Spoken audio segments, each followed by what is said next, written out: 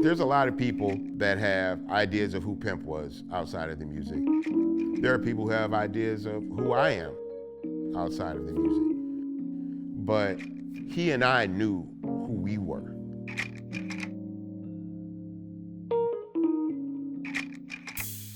One of the most poignant moments of Pimp helping me get through something was the early stages probably of my relationship with my girlfriend at the time. I had spent a lot of my life as a single man, not really being in relationships, courting women, dating women, whatever, but not necessarily in a solid, sustaining relationship. Pimp had had a little more experience than that. People were like, you don't need to be with this girl, you should be with someone else. Because my wife and I are polar opposites. We're very, very different people. And we see the world very differently. And everyone thought that I needed someone that saw the world more like I did. And Pimp was one of the main people to be like, man, don't listen to them people.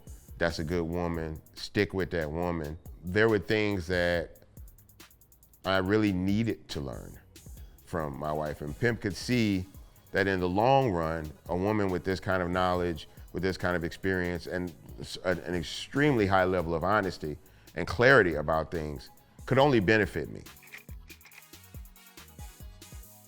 When Pimp got locked up, I had gotten so depressed and was so deep in darkness that I had no idea what to do. I wasn't rapping, I wasn't doing shows, I was just kind of stuck in a rut trying to figure out where does life go from here, because the majority of my adult life I had shared with Pimp, and now he wasn't there. During that time, I started drinking very heavily. I was drinking probably a fifth of Hennessy a day. I found myself just, very depressed about the situation. He knew she was my full support system at that time. If I had not had her, I would not have gone back to church. I would not have reconnected with God. I would not have realized that a higher power was kind of guiding these things. And instead of listening to God, I would have been trying to listen to myself. All that was doing was getting me depressed and turning me into an alcoholic.